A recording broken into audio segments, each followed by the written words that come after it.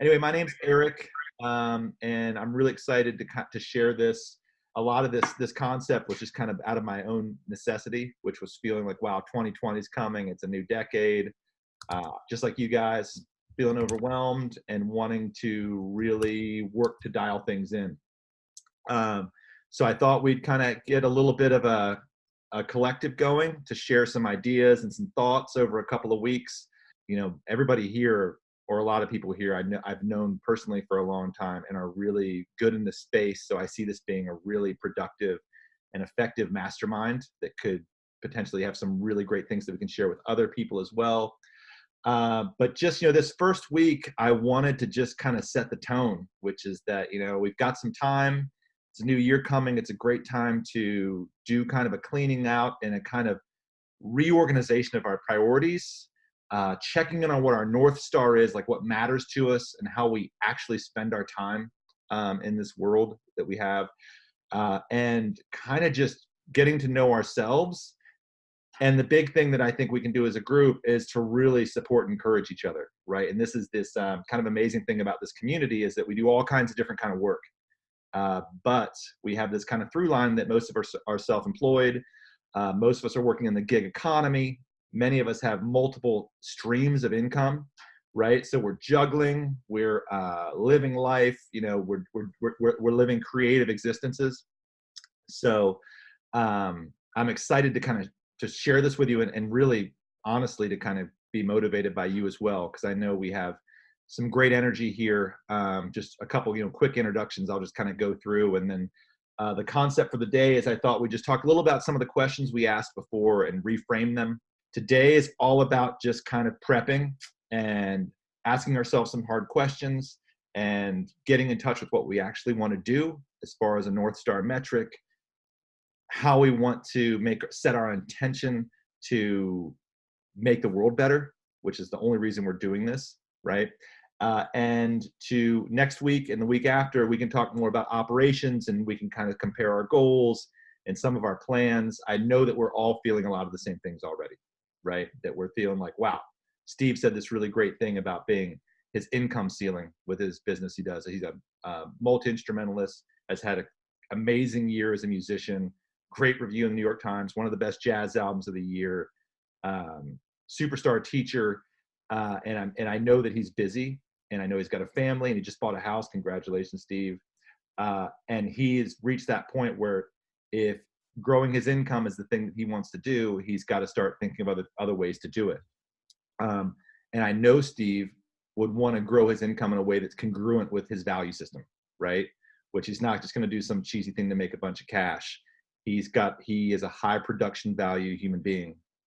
Sorry, Steve, I hope I'm not embarrassing you, but it's true. And we've met a bunch of times over the course of this process, working together. And he's a great example that I'm hoping we can kind of see what he chooses, watch his trajectory, because he's really far along in his path as far as being a great teacher, a musician, having a really solid career.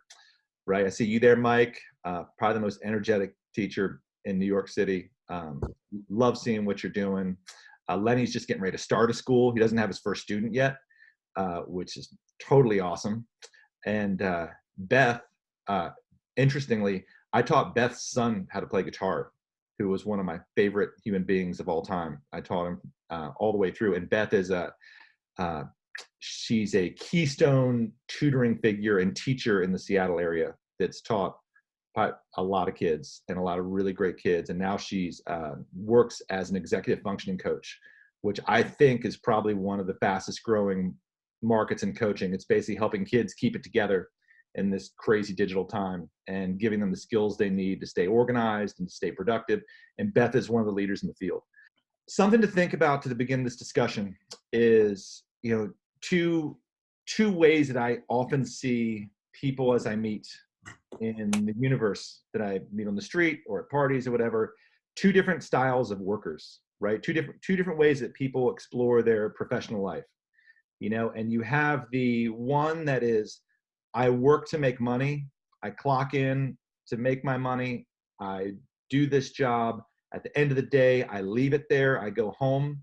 And my goal for work is to have a lifestyle outside of work, right? The flip side of that is, like I call like the yoga teacher, right? The person that is just in it to make the world a better place, right?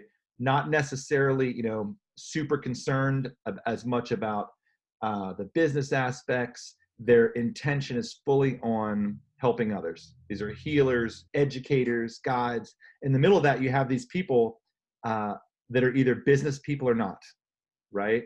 And many of us, like myself, I studied business in school as well as classical guitar, but I was always really focused on the idea at the time when I got out of an undergrad with a business degree and a music degree. And it's like, do I go work for Guitar Center and work up an executive track, or do I start teaching guitar and playing as many gigs as I can, right? And I chose to teach guitar and become a telemarketer, right? And I found that I was really good at both of those things, between gigging, selling tickets to the symphony, and teaching. I was able to make a living, work really hard, and play my music, like you're saying, Steve, being a musical human being. And what I found over a couple of years is that teaching children and teaching people to play music was the thing that had the greatest impact. And it was the thing that I loved the most, as far as seeing something I could do forever. This work is really good for the universe. And I want to kind of wrap this idea up, that private guitar lessons, which is what I love to do, in this space right now, there's many gurus coming in saying, hey, if you want to maximize your income, you need to have these groups of 5 students doing 20, 20, 20, moving around the room, getting them all together. And this way you can, 1.5 times your income for each unit and have 160 students instead of 1 student, or 40 students. And, that doesn't fit with my spirit, which is that I am passionately interested in one-on-one music instruction, right? My specialty is not just teaching kids to play guitar with a proper technique and understanding the history of it. My specialty is guiding teenagers from middle school years up to college and through college, and seeing them become really vibrant, engaging, successful adults in the real world. Like, that is my value proposition that I intend for every student I teach. So I can't scale my business through group classes, or I use group classes to bring community together, and I love that. But the core of my business, just like Steve, is I am a one-on-one guitar teacher, right? I used to teach 60, 50 students a week. I currently teach 25 because I'm also running Fons. I love this idea of setting off, what do we want to do? Do we want our business to be our passion? Do we need our business to sustain us? And I think everyone had kind of the same, the same answers when we asked this, is that, yeah, we need to make money. Yes, it's got to have meaning, right? Or what's the point of doing it? And yes, we also don't want to stagnate at an income ceiling, right? We need to. So how do we put all these things together? And I'm not just saying, I'm asking it, because this is the thing that I'm really wanting to figure out too, is how can I have this, my musical world, my teaching world, my Fons world, how can I have them all sink in together, right? So over the course of this time together, I'd love to answer these questions. Be like, what do we want? What do we want to do? What really matters to us? And before we start talking about how are we going to market to get new students, how are we going to market to get new clients? Should I hire 6 or 7 new academic tutors to work for me? I think it's a really great idea to spend a week to just ask ourselves these questions, right? So I've heard from most of you guys, and I really loved what I heard, but does anybody have any kind of just feedback on that opening concept they'd like to share? I just wanted to say that I really feel that this is exactly what I needed right now, especially December before 2020. I couldn't agree more with Eric that it's, I can totally see, it's so clear to me that the point for me is not to just spend money on advertising or just marketing myself, and actually asking these hard questions as to, like, what are my true intentions, the North Star, all that stuff. And I've done this on my own somewhat, not to the degree that I should, but actually asking these kind of questions collectively and having accountability like that I find really important. In fact, now I feel that to get to the next levels that I know I should be, and to serve the world in a better way that they deserve and that I should, and that it's in me to do so, I need to have a community of people who push me forward. So I've been even considering doing some Tony Robbins coaching, one-on-one coaching. I'm not even sure how much it costs, but no, aside from that, I know that I need people who will propel me forward. And I feel like I'm in a great, I'm with a great bunch of people now, because I feel like you're all like ahead and more sort of have more years in the game. So I'm happy to be here and learn from you folks. Hey, thanks, Mike. And I appreciate that. I'm glad you're here. And I think you're doing great. You know, a couple things Mike really brings to this group. He is an incredible networker, right? He hit the streets in New York. He's connected with people, a chess champion, a basketball coach. I see you posting all this content. You're going to speak to schools. You're really doing the connective tissue work that's going to lead you into being really successful. You know, I knew that from the time I met you maybe a year ago, and that's why I've kind of been hunting you down and tracking your progress. Everything you do is long tail, right? You bring a ton of great intention, a ton of great energy. Your content strategy is really cool that you use with your students. And these are things that I'm hoping to take what we discuss and wrap it up, right? And so we can share it with other people too, but to help us be like, wow, maybe this is something that would be really helpful. And all right, so for most of us, we're either, we're building our businesses. We know we need to do that. We are looking for different streams of revenue. We know we want to do that. Does anybody, and looking through what everybody was saying, so much of this is about building brand. So much of this is about, and today I don't want to talk anything about funnels. I don't want to talk about marketing. I just want this to be a source of encouragement for myself and for all of you guys. You know, as I was looking through what people were saying, a couple things like really kind of resonate, and a couple things really pop up as we're thinking about what's going to be my North Star for my business next year, for my music school, for my teaching, and for my for Fons. But I'm gonna choose to keep it just kind of about the music side of it today, so we can discuss that. But we asked a couple questions. You know, what is it that this business or that our businesses don't give us? And I think this, or that things that we are wishing we had. Like we could all go get jobs for Google, right, or Facebook, and if we did, we'd have great health insurance. You know, we'd have retirement. We'd have these things like, Steve was saying, he wants to be able to save for college. He needs to get out, build this income ceiling. Steve, do you want to share something? All right. Is this your new house, Steve?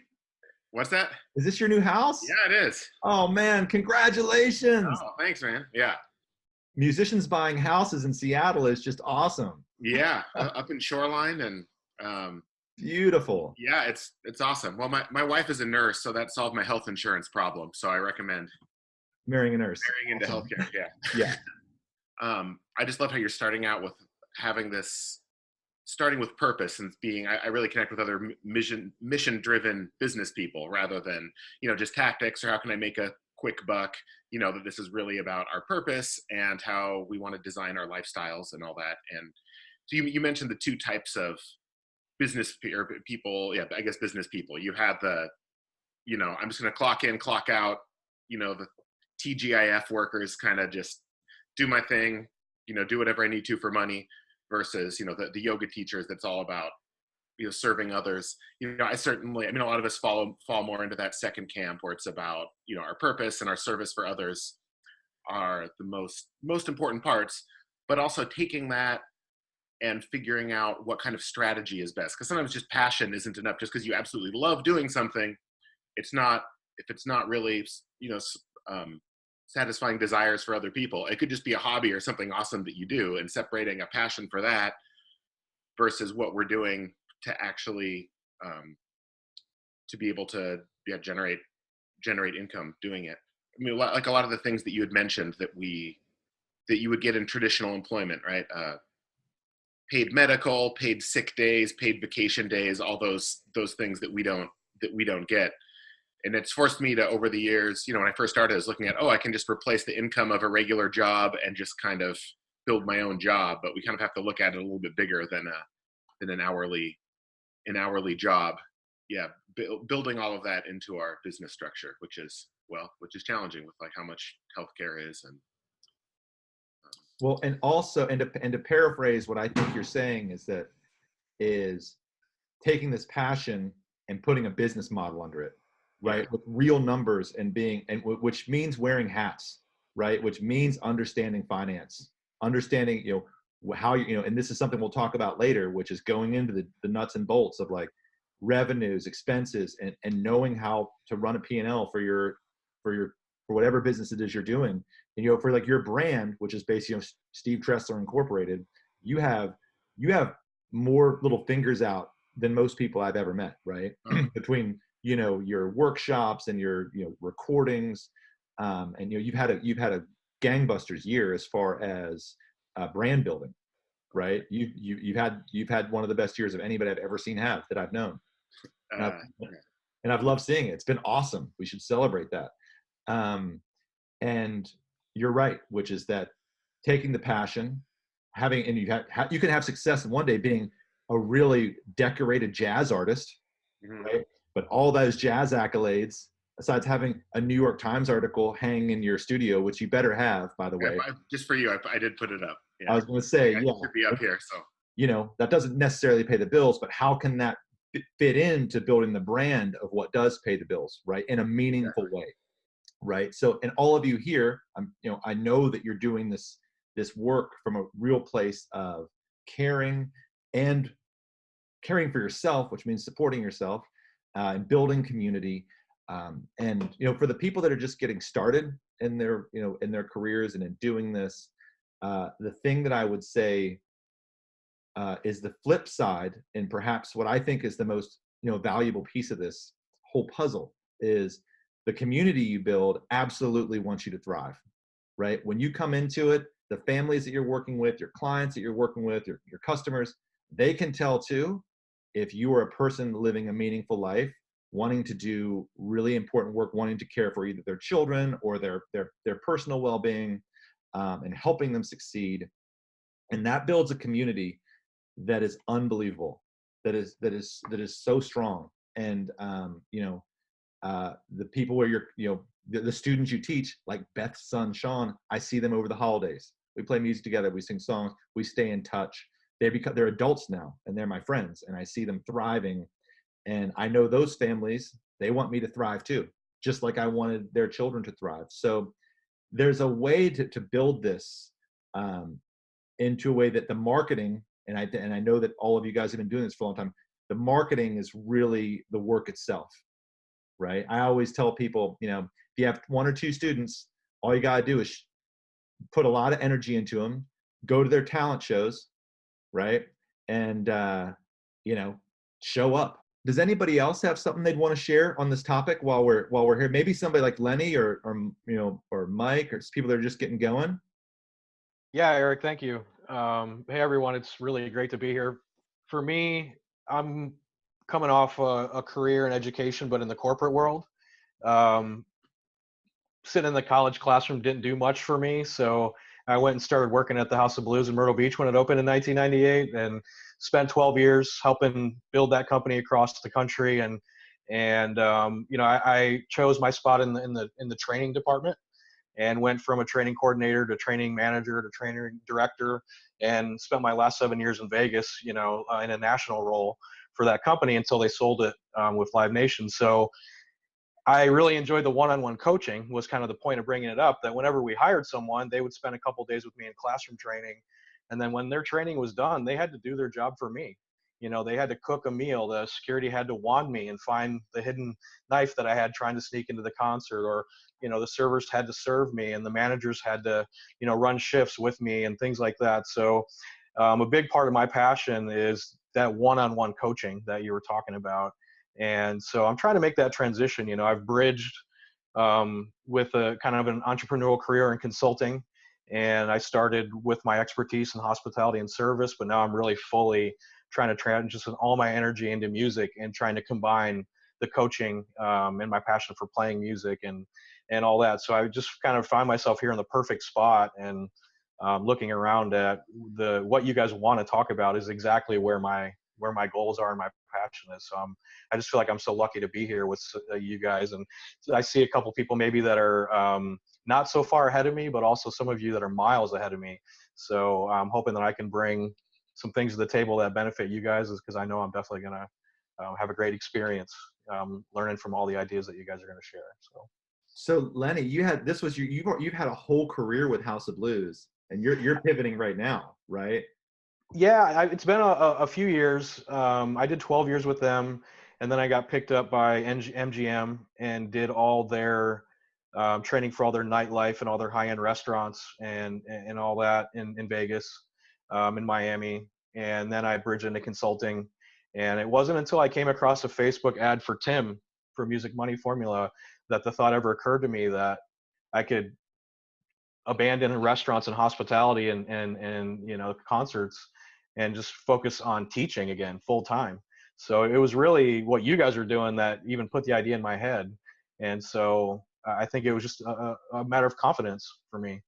And so that's, kind of where I'm at, is building confidence as a musician and trying to get to the point where I can get in front of students and take that career of one-on-one coaching experience and put it into benefiting people with music, as opposed to kind of helping them survive their job, and helping them make money. So I feel a lot of parallels there. And I feel like you really kind of framed it perfectly for me in the beginning, that's the transition I'm trying to make, is coaching someone through their job and being that mentor and getting them through that because they need their job and their family depends on them to be successful at their job, to like what you said, is really being a positive influence in people, young people, whoever, through the benefits of music education.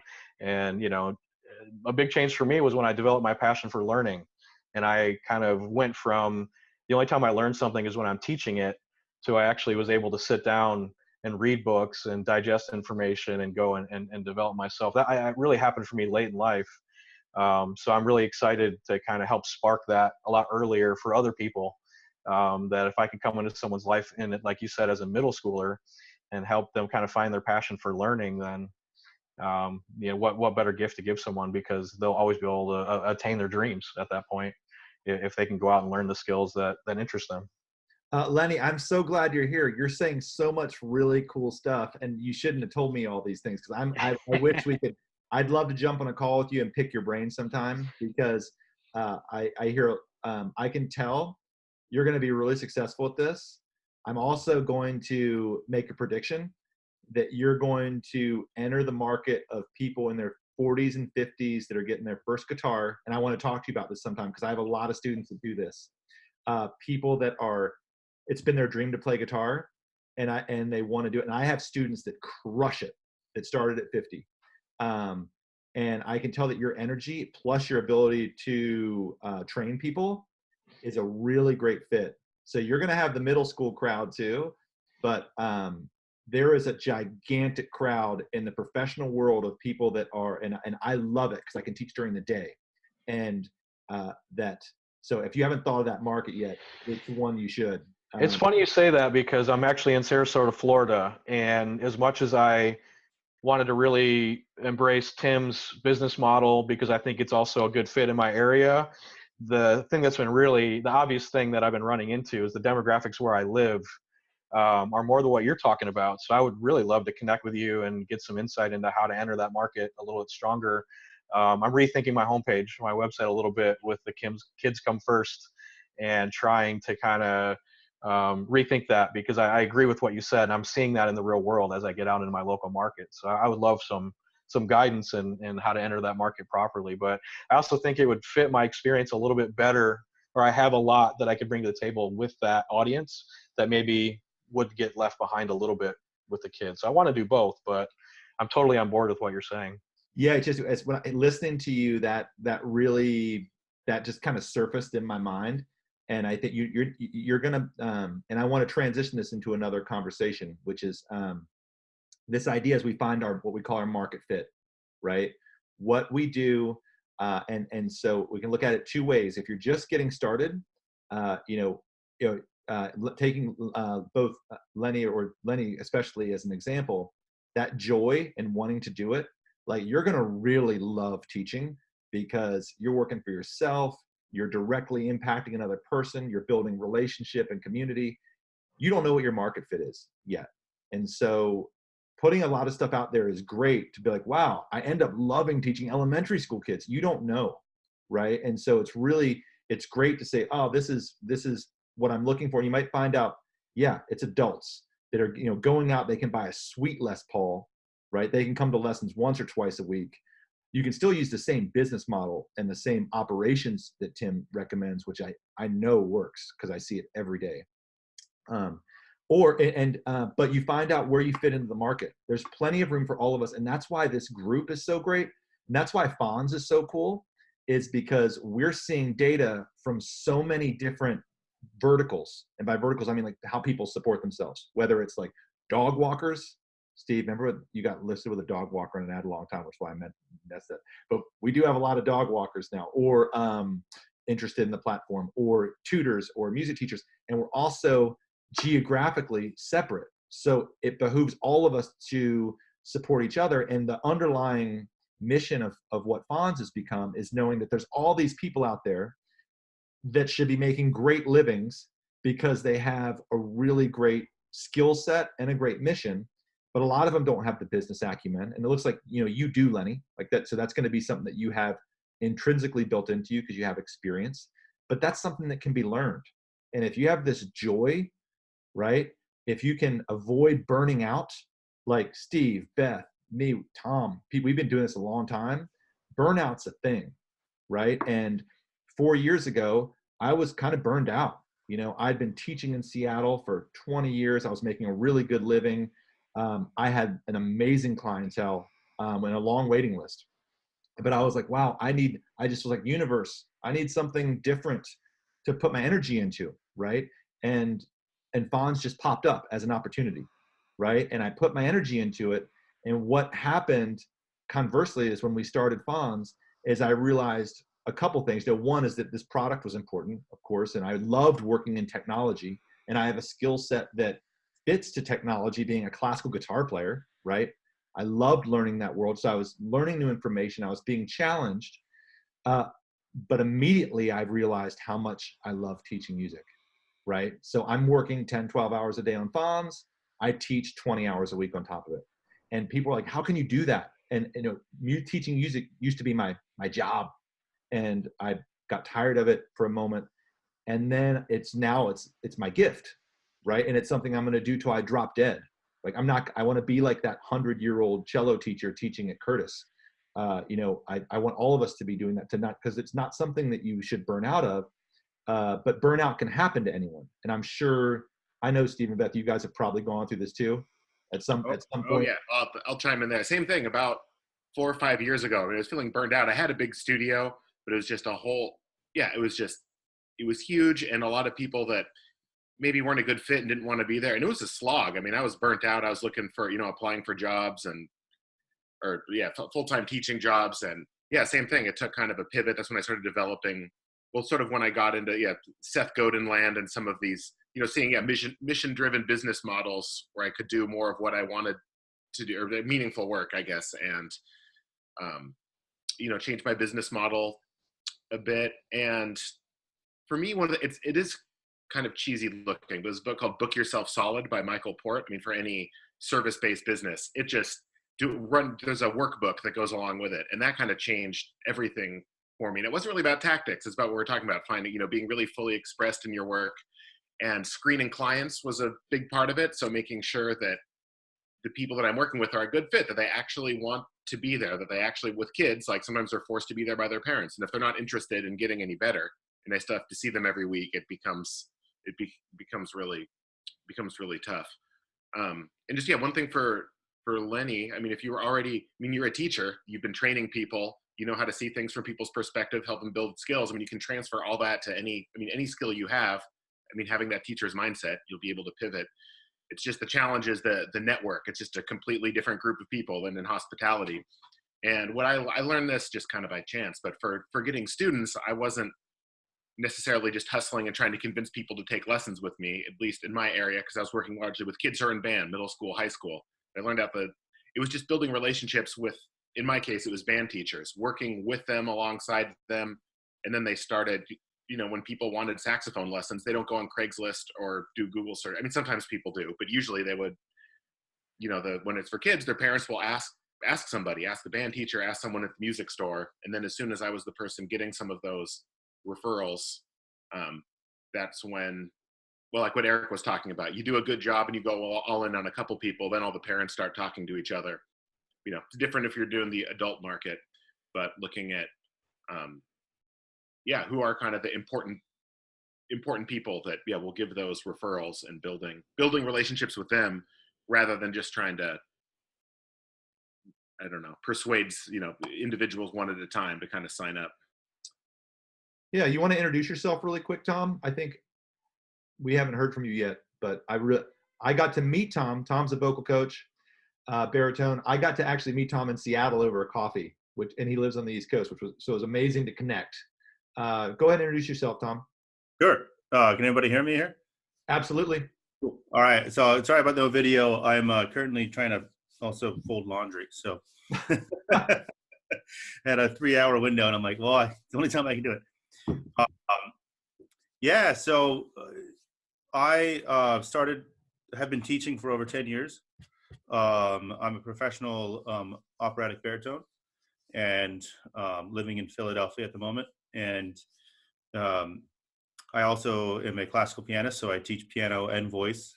And I kind of wanted to find a model of teaching that would actually fit into my schedule so that I can also continue performing. And because a lot of times with my performance abilities or my performance opportunities, it takes me out of the city for somewhere between 2 to 6 weeks. And so I wanted something that I could continue doing. So I do teach online, but I'm kind of maxed out right now with about 25 of my own students. So I found Tim, and he immediately was globbed onto me about creating a music school, so that I would basically I would be finding students for teachers. And I originally had no, I was like, I can't be running a studio. That's not what I do. That's not me. But from his coaching and talking through and stepping into that kind of person in that light, I have taken on those opportunities. So I have 2 teachers now, and right now they only have, one has 4 students, and the other one I got 1, and working on getting him more. So it's a slow game, but it's getting there. I wanted to piggyback off what Tom said really quick, which is that check out how his priorities are different than what else we've heard, right? Tom immediately, he really focuses. You can hear in his voice, oh man, he's traveling. He's doing operas. He's out of town for 6 weeks at a time doing a run. That's an important part of his lifestyle. And the teaching thing is an important part of his lifestyle. He's currently scaling by hiring other employees.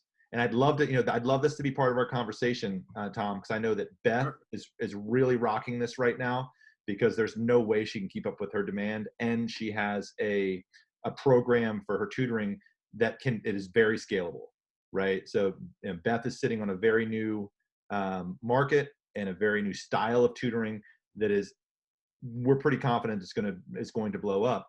And this, one way of doing it is hiring people to work for you, right? And this is something in the teaching world, I've been really afraid of, because my value proposition is always in my students get me, right? Which is, my devotion to their success. And I've always been afraid I've had former students that I think would be great that have been through, what I do, but I've been afraid to make that jump.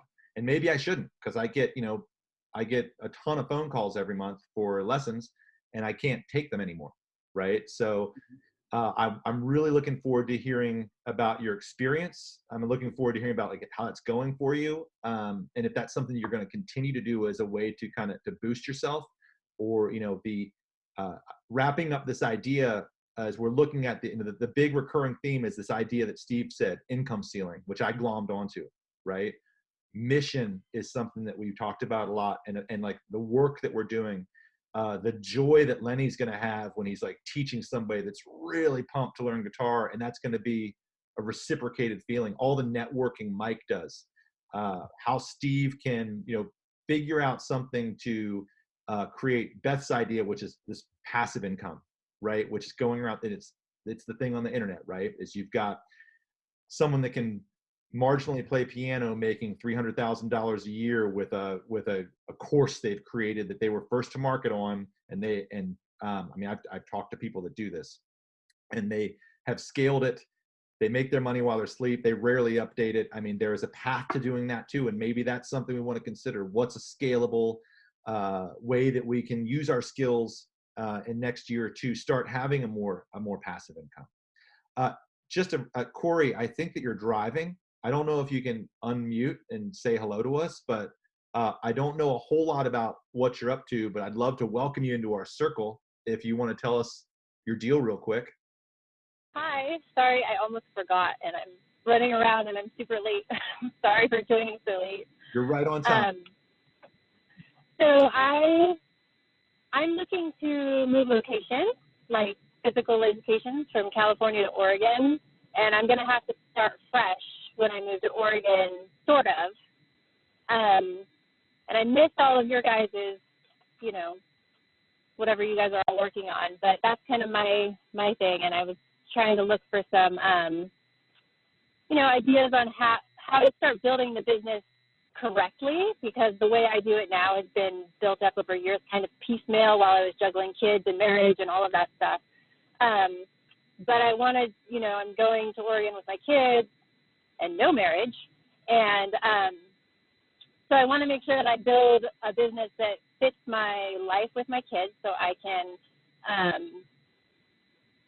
balance it and still make shit tons of money, because I'm so tired of struggling financially.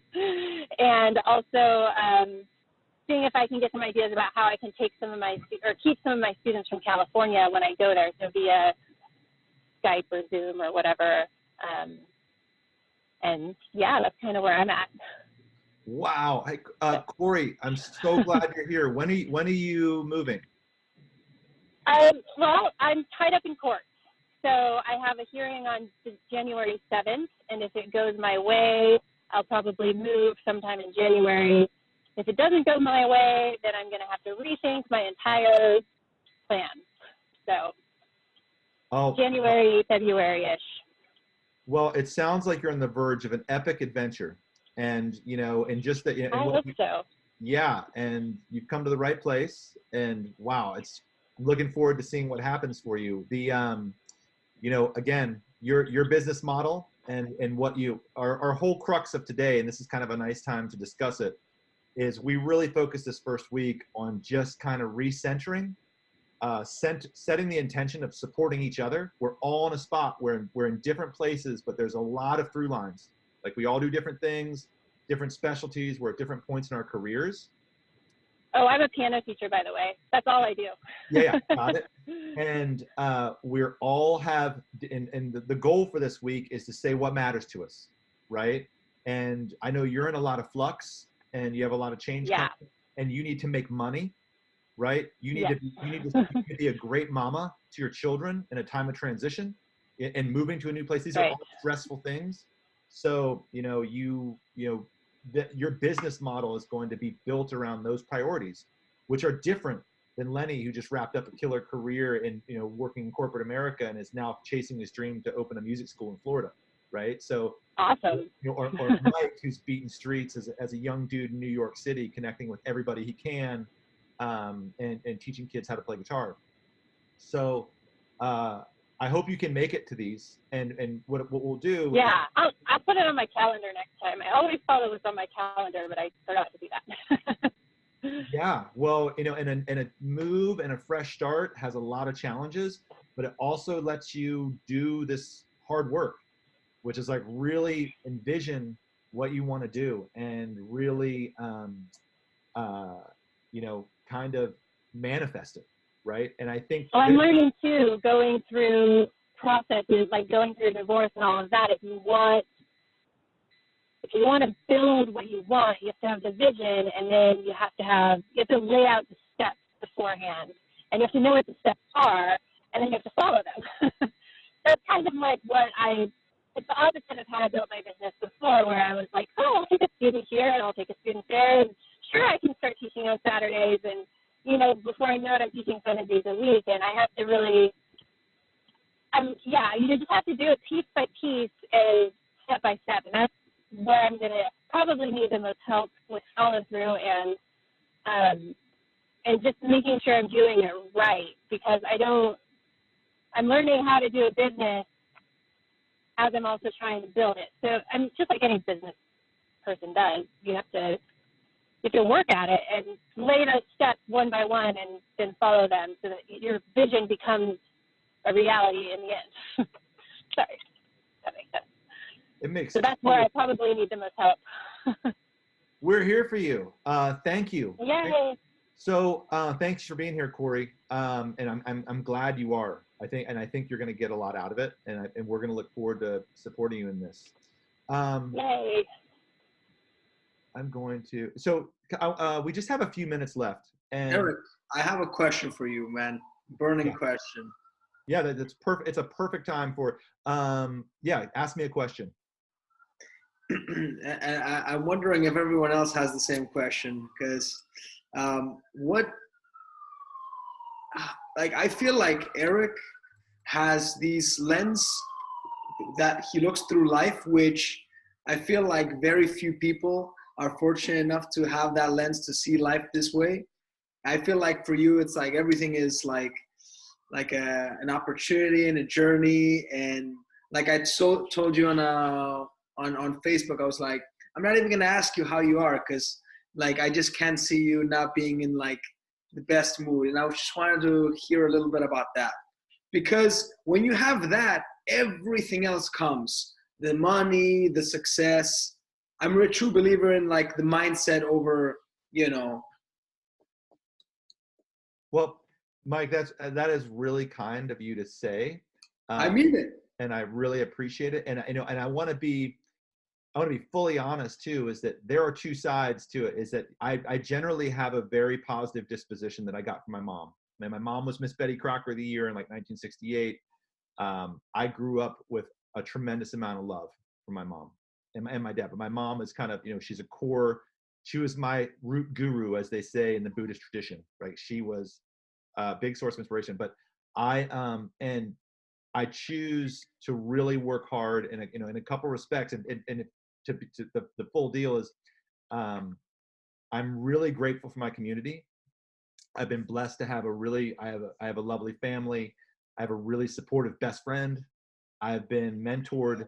Many of my students have turned into mentors, right, over the years. And and that's one of the reasons I like to give back, is I've been very fortunate to teach people who have had very big careers, like, CEOs of big companies or professionals in other realms. And they've taken me under their wings and given a lot to me, right? And they've helped, raise my children. My students have been awesome. But at the same time, you guys might remember this, there is the flip side of startup life, right? And living in Seattle, which is a tremendously expensive city. I know maybe not for you, Mike, since you're in New York, but it's been a hard time. And there is the flip side, which is there's some days I don't think I can get out of bed, right? Because there's an expectation of being like, oh, you're always so happy. But the reality is that like, it's still life. And like, there are days that, my wife's like, oh gosh, Eric has crippling depression again, look out. Meaning that everybody has to watch out, because it's like, Fons had a big error or something, and something went wrong with it. And you guys might remember last month, Fons had a glitch. And, when it happened, I was right in the middle of, that's a whole other side of my life, is that I'm living in the startup realm in Seattle, which is like finance, negotiating with VCs, looking for investors, pitch. It's a whole other side of my workday. And when this big crash happened at Fons that messed everything up for a couple hours, I mean, I lost it. And I was like, oh my gosh, I have to refocus. But I felt that you'll read about like the ups and downs, the highs and lows of this thing. So although most of the time when I'm public facing, right, I am positive because I really believe in the people I'm working with. I'm a teacher, right? And that's also part of being a coach and caring about people, but still human. So I do appreciate that your remark though. That's really nice. I also go to bed early now. That's been the other game changer, is I meditate a lot and I go to sleep earlier. So a couple practical uses. So in these, and thank you, Mike.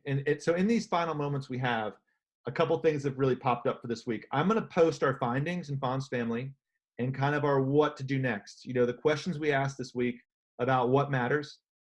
I'm hoping when we come back, I can ask that a little bit deeper and we can start putting that into what might be a plan. Does Steve need to do some kind of online course that he and Beth, you know, kind of have this deal where people can sign up, where they start a stream of passive income? How's Lenny going to get 5 students? Where's Cori going to land?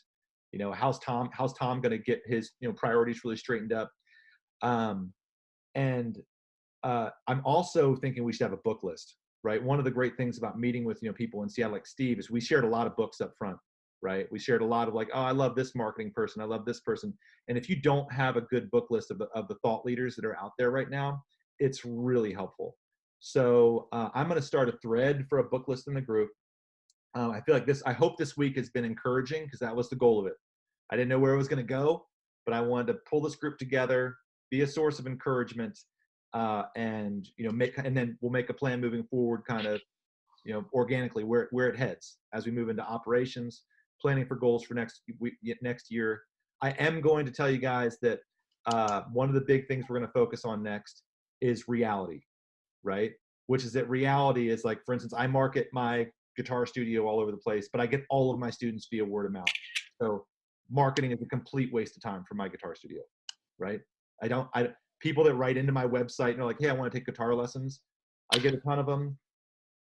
That's not a stream I should be spending energy on, but I do. And just hearing myself say it, I'm like, wow, I need to cut that.